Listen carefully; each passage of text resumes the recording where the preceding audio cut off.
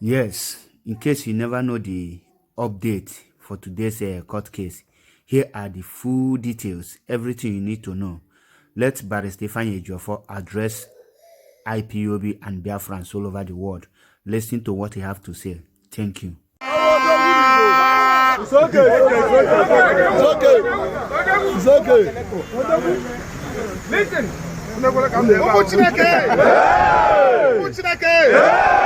Biafra. No.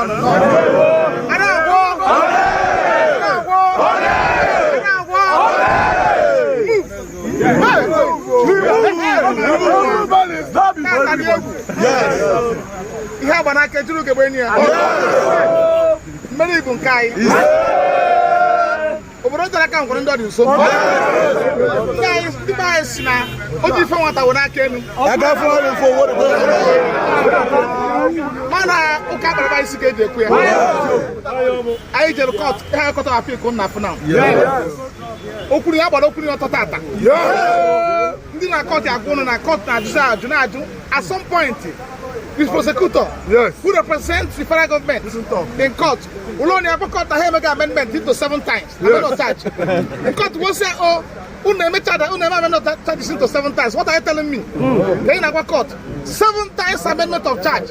Go soon, I have any case against Nnamdi. And the court was not to what's the higher judgment? Now judgment a case also. Cabron Kana Kogoro. I am will because no putting out while opening on top. I call a case for Nnamdi Kanu Kenya. But I go back to put on the heart of Nnamdi Kanu Kenya.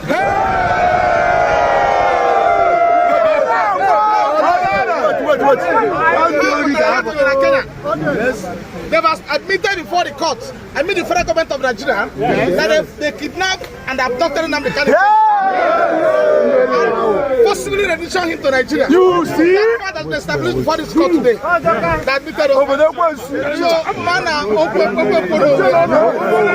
the law is very simple. They man told him no bodo so. Actually, put him down with procedure. And today have with the Oba.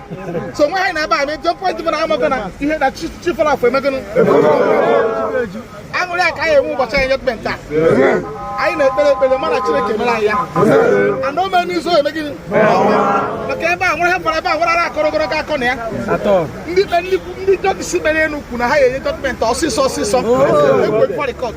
I am also Cabron Kiko going to come. Mana, I am not I can't open it. They will get my chineke. Makaraka, daughter. Yes. Yeah, I have una. How applying guy, okay?